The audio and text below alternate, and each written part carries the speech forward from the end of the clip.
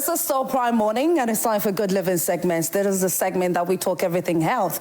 But today, we are especially focusing on drug abuse among the youth. And unfortunately, there was a particular video that was massively trending on social media, where it looks like there's a trend where some young men and women, or should I call them boys and girls, are abusing a drug called Red. Take a look at this video.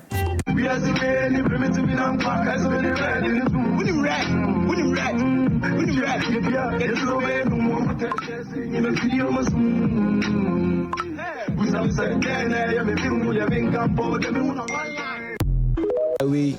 mabumu immunity.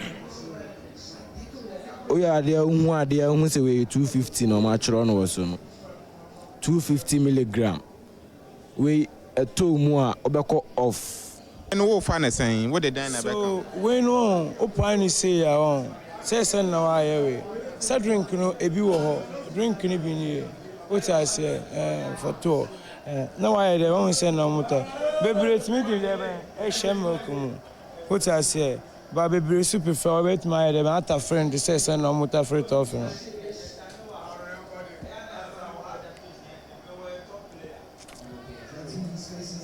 Any menu anom and a shower high, you didn't come or you share about winning red. But Within the same. A frame a proselyte street is a frame a bonny, and a frame a street in so. Then a war typha.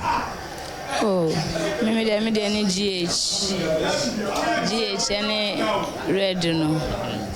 GH is a any GH. Blue cheese, GH in it.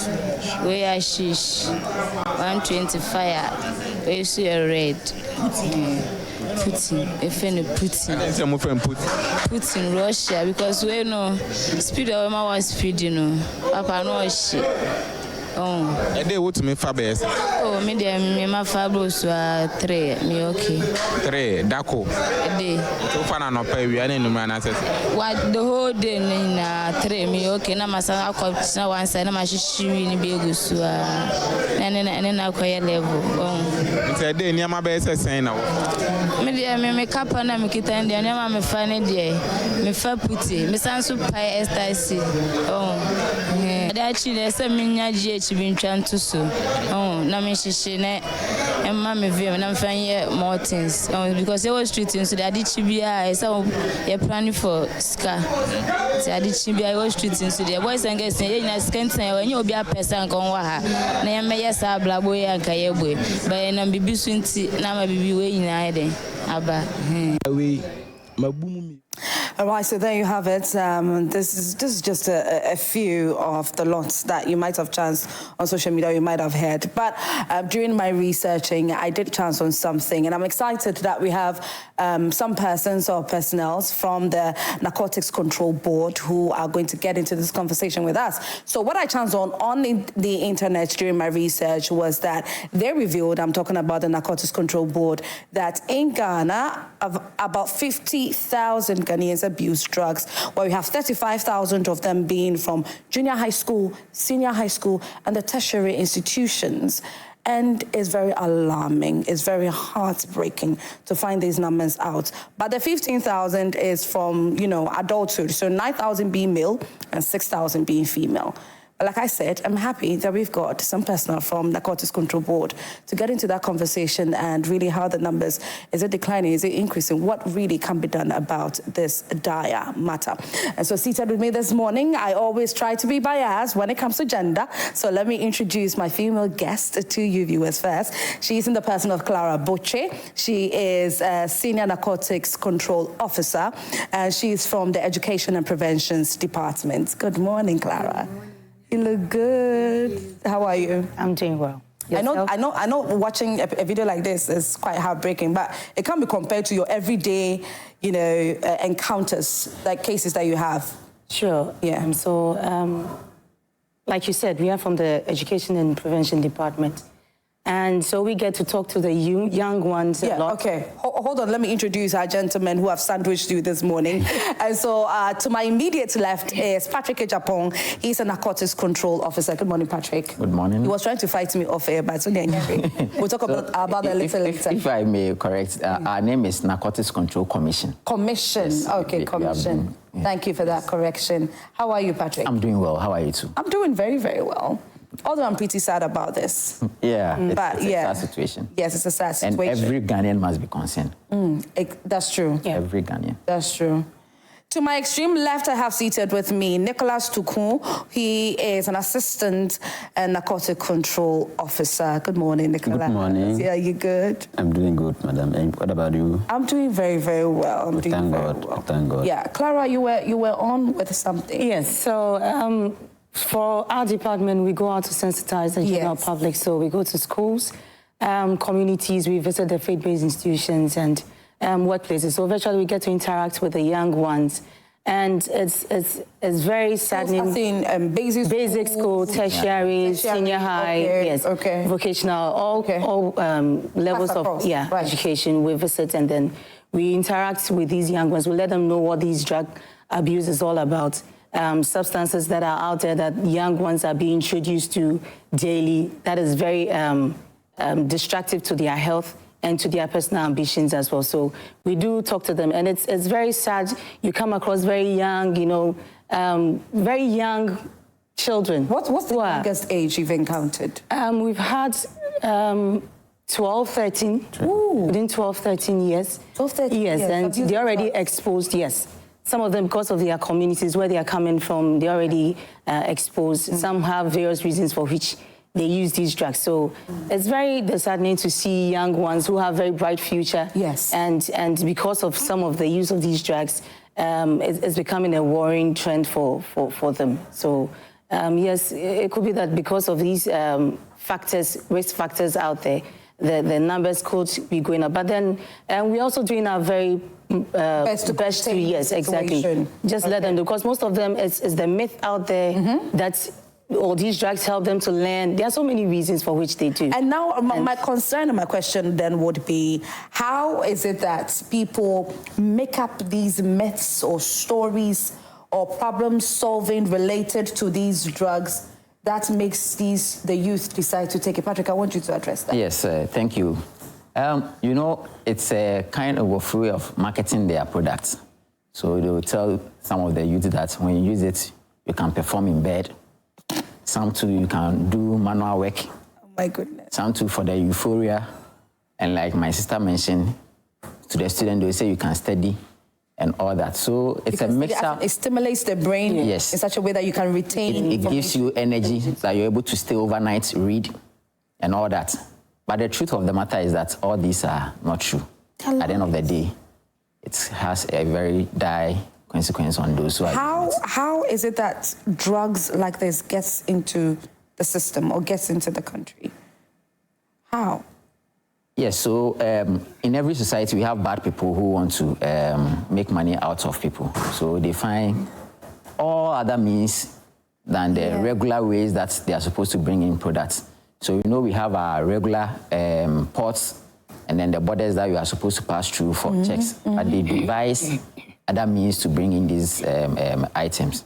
So we always call on the general public, especially Ghanaians, to be on the lookout, because these products will come to our communities, and it is our youth that they are targeting. So when you see somebody bringing in such products using the illegal routes, please alert us and let us arrest them so that we can take these products from the market. Nicholas, I want you to help us understand how you work when, the commission. How does the commission work? What exactly do you do to try to tackle situations like this? Because this is a huge problem all over Ghana. This is what is happening. Okay, thank you very much. We work in collaboration with other agencies. Okay. For example, the Food and Drugs Authority. Right. Yes, last Saturday, we had to go into some of the communities to seize these drugs. So we do seizures, we do a lot of public education, and like your platform today, we are here to educate the youth about the effects of these narcotics drugs. We also do a lot of counseling to those who are abusing it, so that they will see the need to to either reduce or even get out of it completely. But the thing about counseling is that you should be willing. Yeah. You should be willing to stop, and your family too should be should be willing to support. Available to even to support. aid to stop. Yeah. To support you to come to terms with the effects of these drugs, because it comes back to the family at the end of the day. Yes. Yes. Clara, help us. I mean, look at, oh my goodness, just look at that.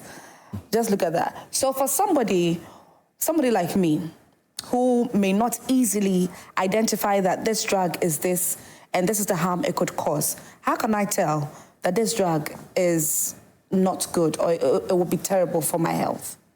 The sad thing is that you wouldn't know until you have taken it. Oh. Yes, and so once you take in and then you begin to experience the effect, then you know whatever you've consumed is unwholesome for your body or for your health. How so it reacts? Does it also have to do with the amount you take, the quantity that you take? Exactly. So even the prescription drugs, they give you a dose that you should follow. Okay. And so if you are abusing or you are going above the doses that you've been prescribed, obviously you're going to experience some effects. So even the prescription drugs or the legal drugs have some side effects that they bring to our health. And so if you are taking more than prescribed, then obviously you're going to exhibit some of these effects we see in the videos.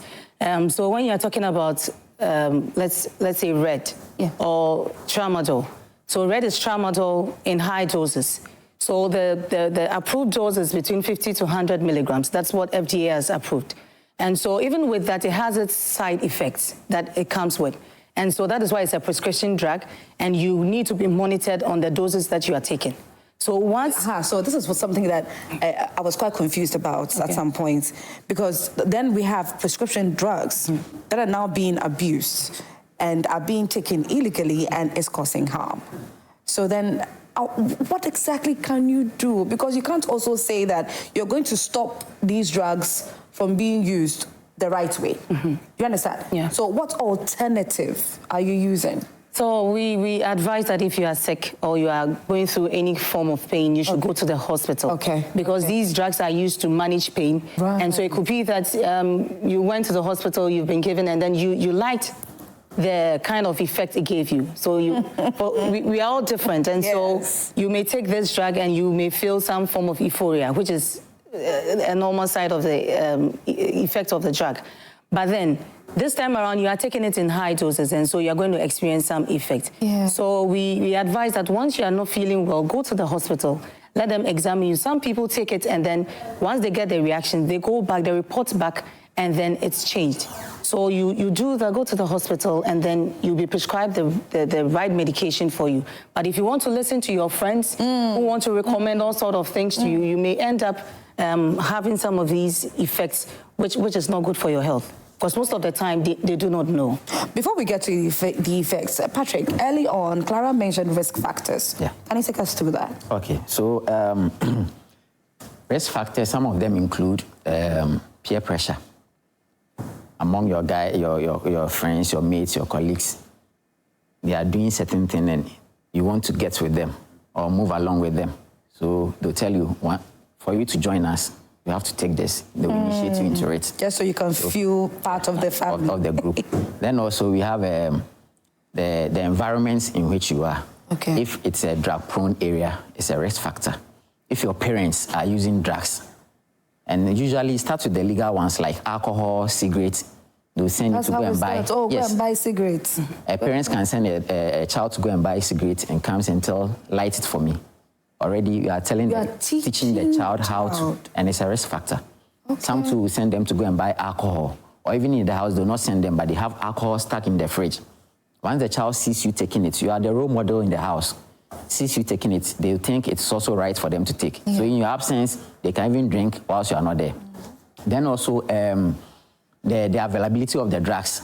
If it's like now we are hearing of this red and tramadol series, if they are all over, it becomes very dangerous and the children can easily get access to them. So these are some of the risk factors that can, before the kids, that can lead them to use these drugs. before they consume these drugs, do they have to find, is this something that they do?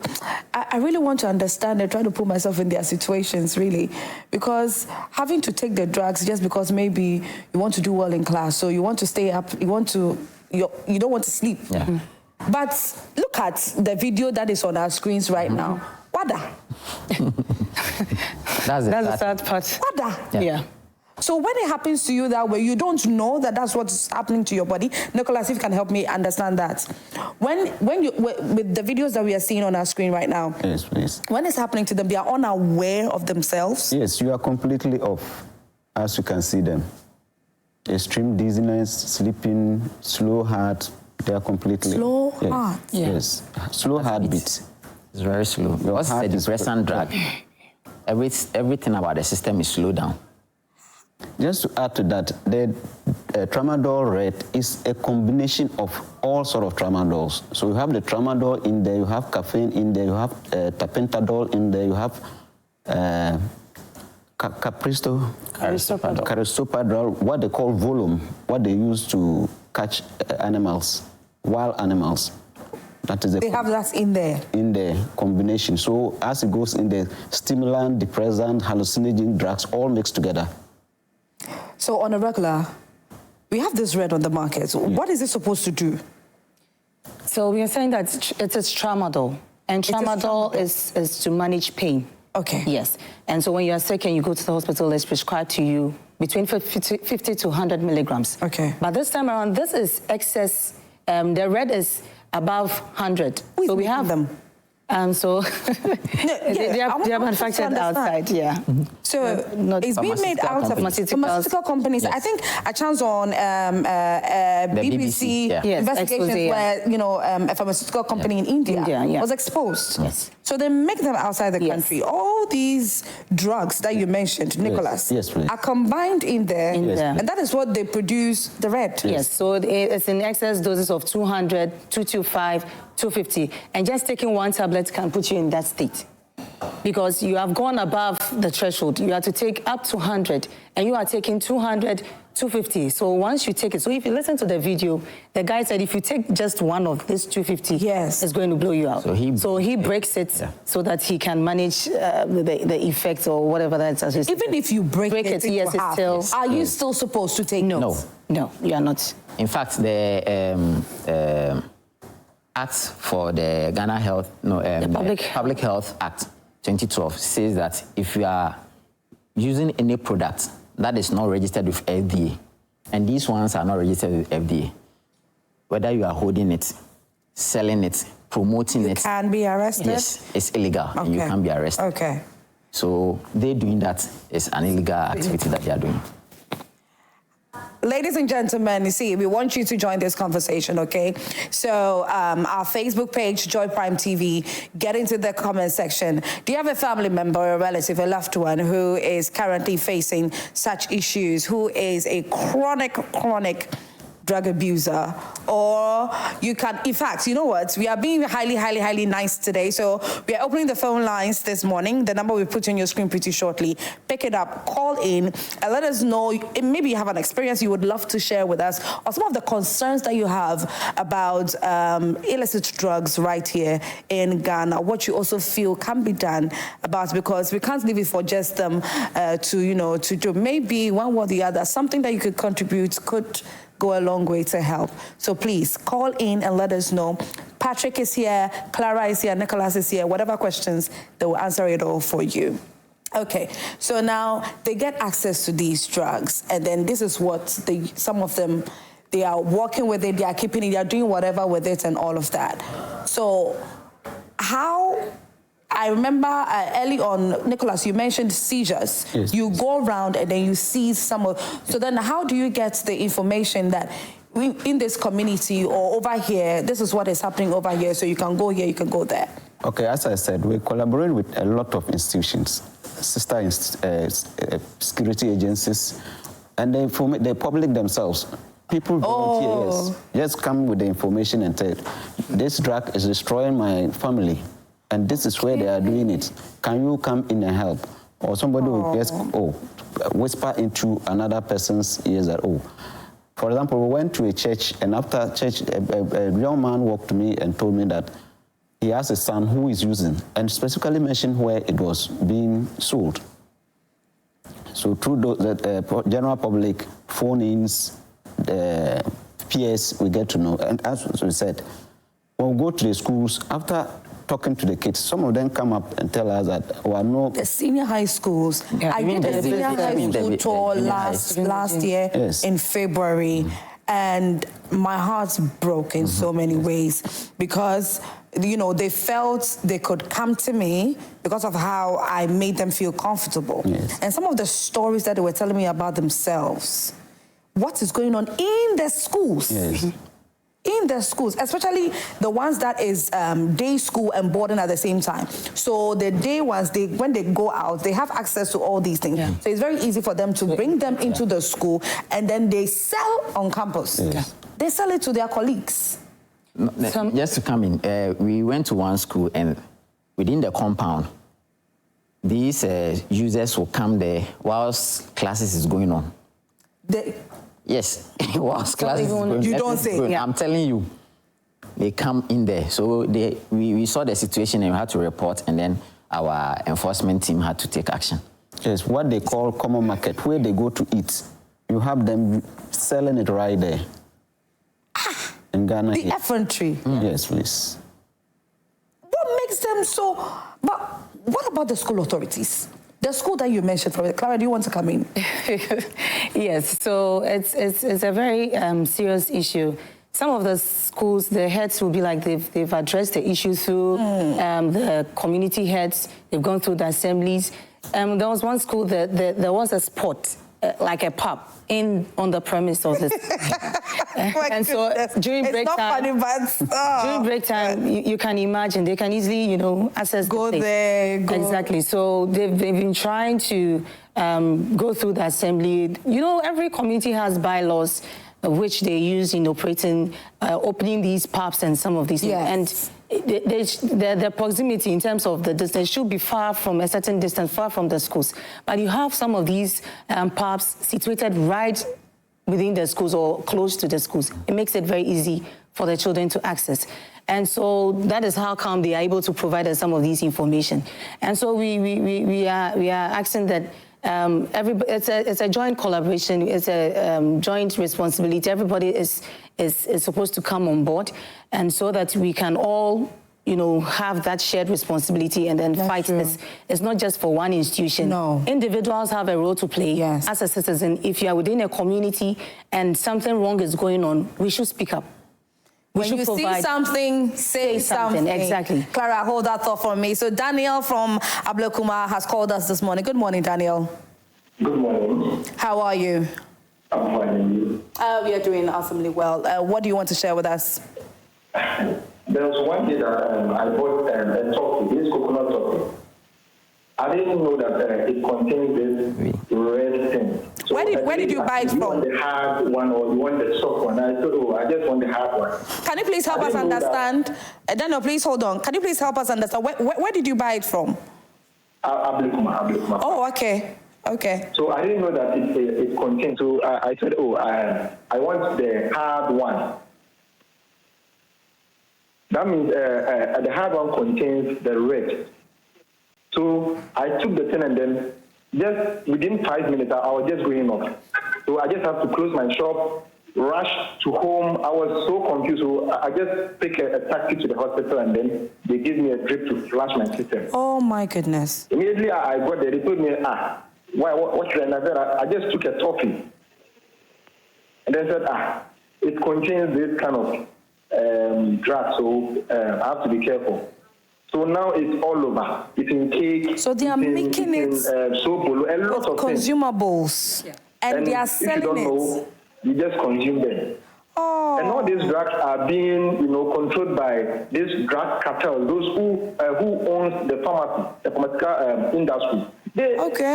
They manufacture it, they control it, and then we can't fight them because they are millionaires. Those who import these drugs are millionaires, multi-millionaires. They are making money out of this, this drug.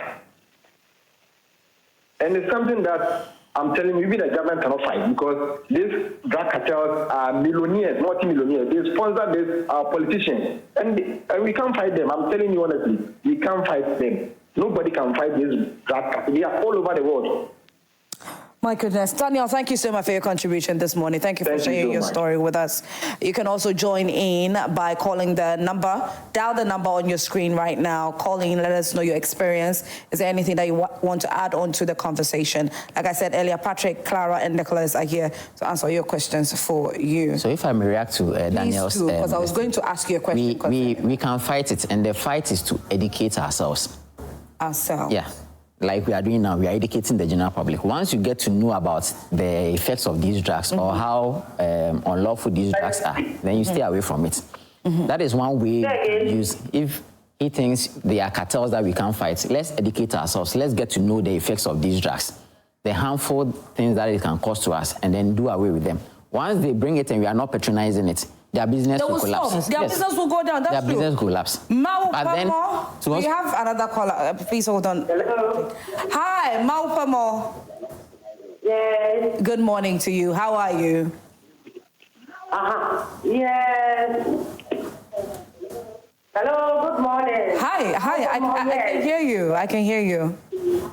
I'm fine, and you? I'm doing very well. I'm just watching this program on Joy Prime. Okay. Can you please turn up the volume of your TV set? I'm watching this program on Joy Prime. Please turn up the volume of your TV set so we can, listen to you. I'm watching this program on Joy Prime, and I can see what is happening. Yeah. It is all over our area.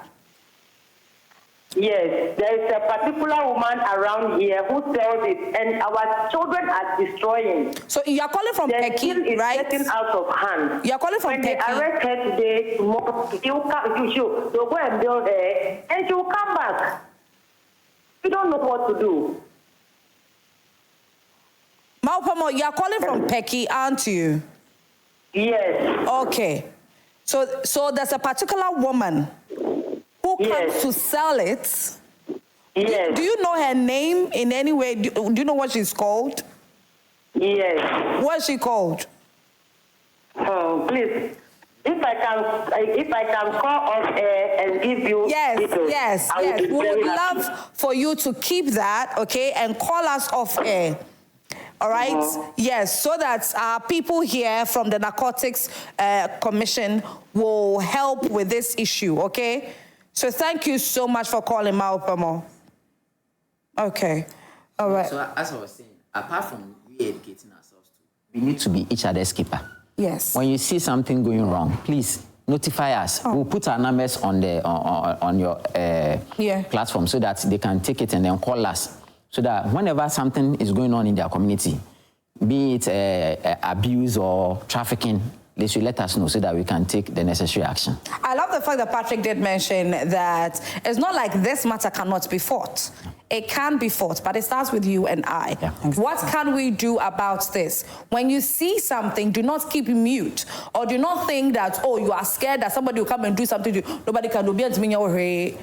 Just take the numbers. We are going to post the numbers on our screens pretty shortly, so you can get in touch with them and report when you see something, okay?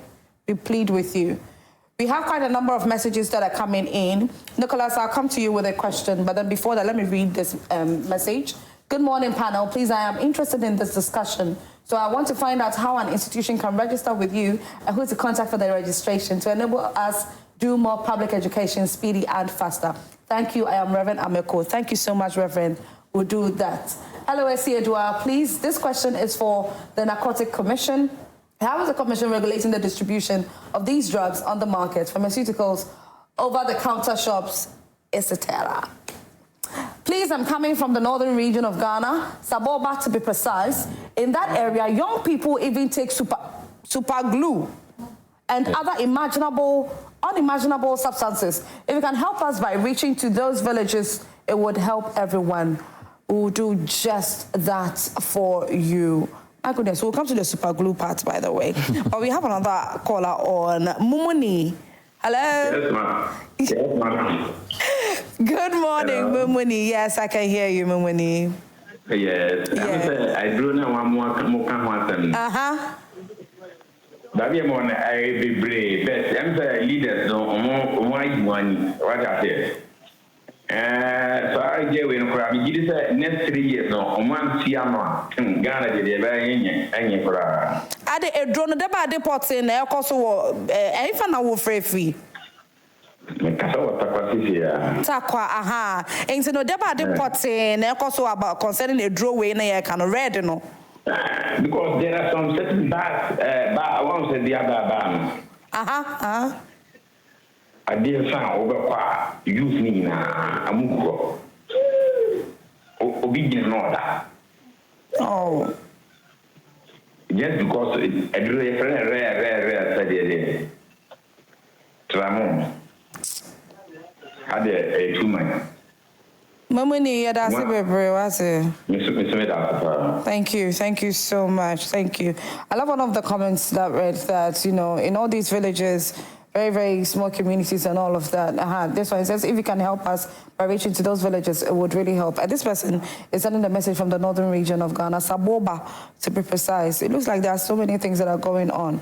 Yes, so like we keep saying, you are our eyes in the communities. Yes. We are not everywhere. Yes. And so if you fail to report, we have our office in almost all the regions, we have some in some districts. And so if you fail to communicate, we wouldn't have that information. That's true. And so once we pick up the information, we have our officers out there who are trained, and they will go down to investigate and get more information regarding that so that we can arrest and see some of these things. Okay, all right. Yes. So we have Anthony calling us from Seshri also. Good morning, Anthony. Good morning, my sister. How are you? I'm doing good. How about you? By the grace of God. All right. My sister. Yeah. Let me first of all be straight and honest. Is it this thing going on about this drug thing? Is it nobody in this country can say that our security institutions are not aware? They know. Also, for instance, the state prosecutor, you know, there is this substance called, they put it under their tongue. Oh, there's one drug they put it under their tongue. Yes, I swear to God, if you're a first timer, you don't know anything about drug, then they put this under your tongue. You will not be able to stand for the next 2 minutes. And this thing is being important. I know the chief prosecutor called Asante, state attorney, he's a police officer, state attorney. He imports these things and then sells them here.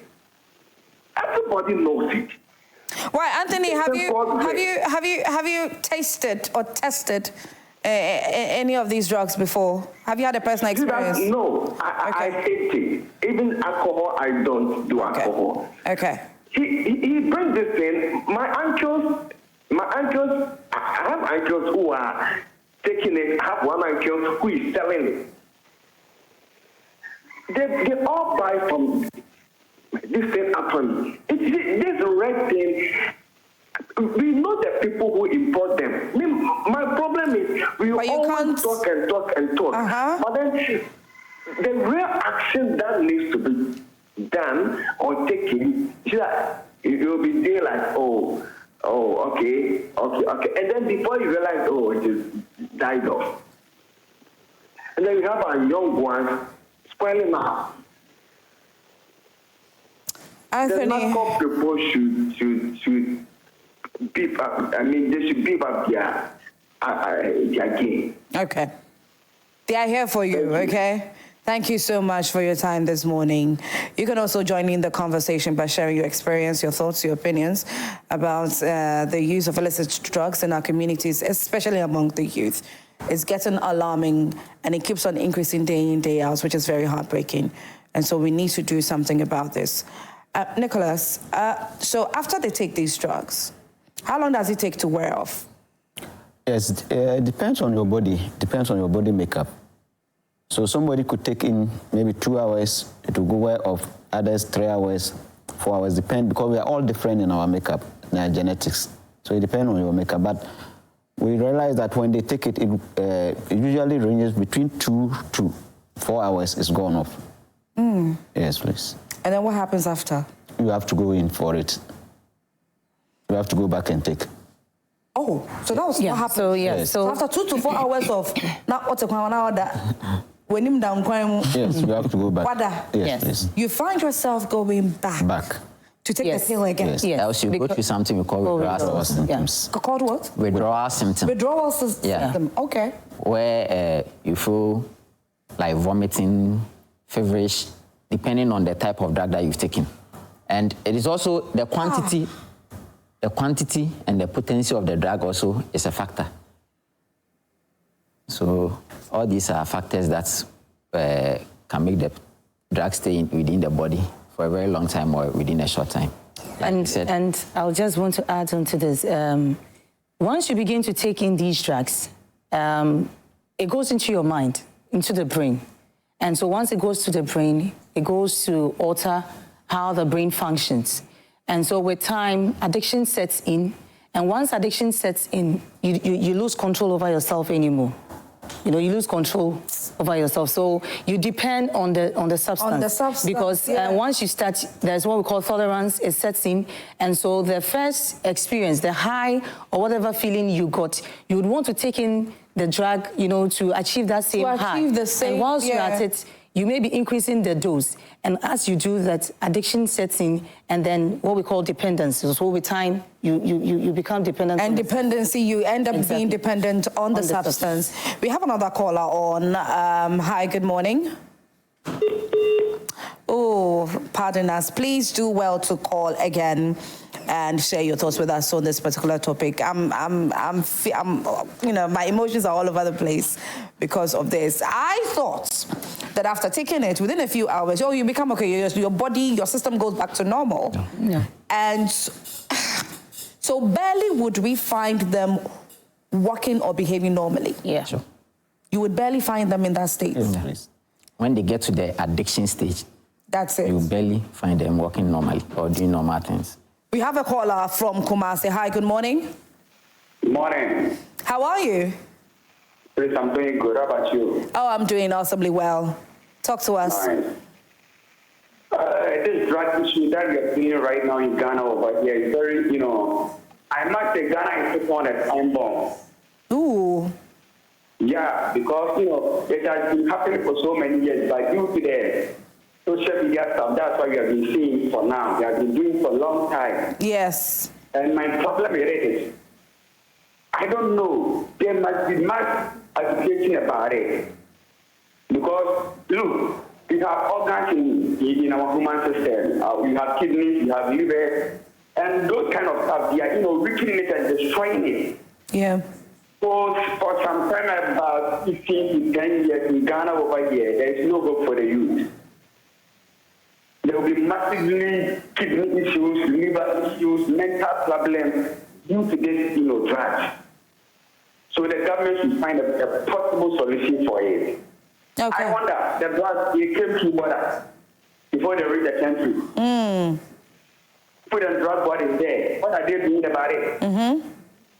Please, this program is very educated and it's very, very necessary. Thank you. As I must say, because the drug issue is an outrage for now. And Ghana doesn't have any hope in the youth. And for every country to move, depends on the youth. The youth are now reaching mental problems, kidney issues, liver issues. Look how it is. All because of that. I have various examples in my community. A lot of them are suffering from, you know, the kidney and the liver issues because of the drugs. Yeah. And they're giving it, you know, a title, red. Yes. Encouraging it, red. You know red, you win red. Winning red. What is red for now? Please, the Food and Drug Board should come into this issue and deal with it very, very, very, you know, seriously. Because it's not helping. It's not helping. Please. Your program is very nice and educative. Continue. Thank you. Yeah. Thank you. Yeah. Thank you so much for your time this morning. Yeah. Thank you to all our callers. Okay. Thank you very much. Nicholas. Yes. What's the way forward? Yeah, the way forward, as the caller said, is education. Okay. The drug issue is about demand and supply. If there's no demand, there will not be supply. So we are doing a lot about education, but we are also relying on the public. Check through your children's bags. What are they putting in their bags? Usually, before you realize they are gone. Yeah, there's something in there that they may not even be aware what it is. Yes, parents are not aware. Yeah. So we are advising parents to know your parents, listen to them, your children, listen to them, go through their bags, and then if you think that there's anything that is unusual, reach out to professionals, seek help, and then we're also intensifying our counseling. Yeah. Intensifying our counseling. We're intensifying in our seizures and then destroying of these drugs. But as we said from the beginning, we are relying on the general public to help us with information. If we don't get the information, we can't do anything. Early on, during the intro, I did mention that during my research on everything, you guys revealed that about 50,000 Ghanaians are abusing drugs, but 35,000 are from, the senior high school, junior high school, and then the university. And then the age range was between 16 years and 35 years. And I asked you about the youngest age that you have encountered that abused drugs, and you mentioned 12 years. We are pressed for time. Our time is up. But then quickly, what is the most heartbreaking incident that you've had to chance on or you've had to work with and handle? Okay, so it's a daily thing we come across, and it has to do with young girls who are very vulnerable and they are being taken advantage of. Oh my God. So some of them are doing not just this particular drug, but multiple drugs. Some of them are already exposed into sexual abuse and a whole lot. And the thing is that they still want to pursue their education.